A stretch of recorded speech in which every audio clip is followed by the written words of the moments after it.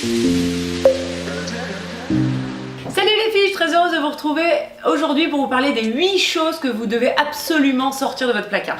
Vous avez fait les soldes, maintenant il est important de faire du tri dans votre placard pour avoir un peu de place et surtout pour pouvoir faire plus facilement des silhouettes, pour avoir un placard plus aéré.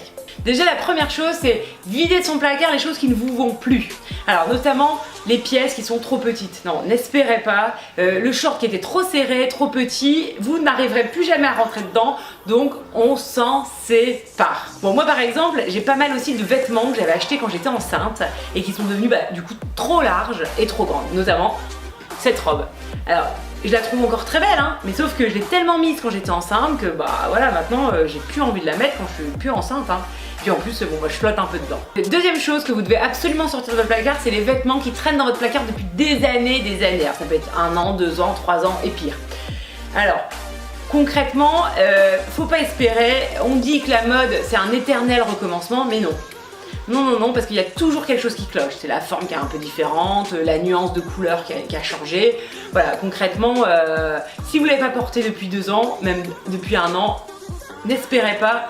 Videz, jetez ou donnez à des personnes de votre entourage. Faites plaisir, offrez-les, voilà. Faites quelque chose pour votre dressing et votre vie, libérez votre esprit. Moi par exemple, j'ai cette robe que je trouverais très mignonne pour l'été et en plus j'aimais bien parce qu'elle était un peu légère, facile à porter, on n'a pas trop chaud. Et voilà, en fait je me suis dit le jaune va revenir, ça doit faire 5 ans que j'ai dans mon placard. Et cet été le jaune est revenu mais c'était pas le bon jaune, clairement, je l'ai gardé presque. Je me demande si je l'ai pas depuis au moins 7 ans. Je l'ai depuis 7 ans dans le placard pour rien. Idem pour cette jupe. Bah oui, non, cette jupe, ouais, le bleu n'est plus le bon bleu, donc voilà, une petite nuance de bleu et puis la jupe longue ça donne envie, hein, mais cette couleur-là c'est plus possible. Troisième chose que vous devez absolument sortir de votre placard, ce sont les vêtements complètement ringards. Alors qu'est-ce que c'est? C'est les formes qui sont hors d'époque. Voilà, les longueurs qui sont plus d'actualité, la jupe, des fois il y avait même des jupes en cuir, quand elle est plus à la bonne longueur on laisse tomber, hein. On s'en sépare. Alors moi qu'est-ce que j'avais de pièces hyper ringardes dans mon placard par exemple? Donc la petite blouse un petit peu baby doll. Alors oui j'avoue j'aimais bien, je trouvais que c'était très joli, mais clairement la forme elle est complètement has-been. Elle est très ample, aussi bien au niveau du buste que de la manche. Non, c'est plus possible quoi, on a l'impression d'être dans un gros bonbon. Alors en pièce particulièrement ringarde aussi que j'ai dans mon placard, c'est cette pièce. Donc c'est une veste Martin Margiela de chez H&M. J'avoue que, voilà, je n'ai pas compris le jour où je l'ai acheté. Hein. En fait, je crois que la forme elle n'a jamais été à la mode. Voilà. Je pourrais croire que cette saison, comme on va dans une saison avec une belle carrure, ça revienne, mais non. Je crois que définitivement, il faut que je me sépare de cette veste. En tout cas, n'hésitez pas à mettre dans les commentaires si oui ou non vous avez raison que je me sépare de cette veste. Et mettez-moi en commentaire si vous aussi vous avez des pièces complètement ringardes dans votre placard et puis vous vous dites, voilà, je vais noter le type de pièces dont je pourrais me séparer. Quatrième chose que vous devez absolument sortir de votre placard, ce sont les pièces sentimentales. Ah oui, alors le pull qui a été gentiment et adorablement tricoté par votre grand-mère, non, il n'y a pas moyen, ça peut pas fonctionner dans votre dressing, donc ça vous en séparez même si c'est votre grand-mère qui vous l'a tricoté. Pareil pour le cadeau de la tante, de la filleule, voilà, on s'en sépare. Alors moi, dans les pièces un peu sentimentales, que ce soit des bons ou des mauvais souvenirs d'ailleurs, hein. Le pull qu'on a porté le jour où on s'est fait larguer par son mec, on s'en sépare aussi. Hein. Donc moi dans les pièces un petit peu sentimentales, que j'ai encore du mal à me séparer, mais là j'étais décidée, je m'en débarrasse. J'ai la robe que j'ai portée pendant toute ma grossesse, ma première grossesse. J'avoue que cette robe, c'était ma robe doudou, réconfort. J'étais super bien dedans, elle était un peu large, elle a fait toute ma grossesse aussi, c'était pratique. Et j'ai même une copine qui m'a demandé si j'avais qu'une seule robe pour ma grossesse, tellement je l'ai mise. Les cinquièmes choses que vous devez absolument vous débarrasser aussi, ce sont les vêtements que vous ne supportez pas de porter. Donc notamment les pulls trop serrés au cou, les robes qui vous serrent trop à la taille, ou les shorts trop serrés, ou alors les chaussures qui vous créent des ampoules, il faut s'en débarrasser. j'avoue, des fois c'est un peu compliqué, notamment avec les chaussures, quand on les a portées juste une fois et qu'en fait on s'est rendu compte que c'est pas possible, quoi. Elles meurtrient vos pieds. Moi, dans ce type de produit, je me souviens très bien une fois d'avoir acheté des pulls en mohair. J'en avais acheté 3 le même jour dans la même boutique et je les ai portés une fois et en fait ça m'a donné comme une couche qui me grattait le visage. J'éternuais, je pleurais, bon voilà.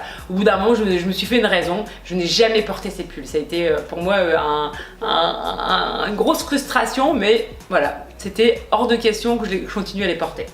6e chose, les vêtements abîmés ou tachés.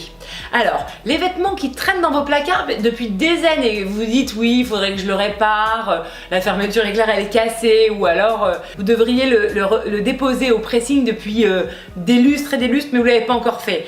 Ça, c'est le moment de s'en séparer.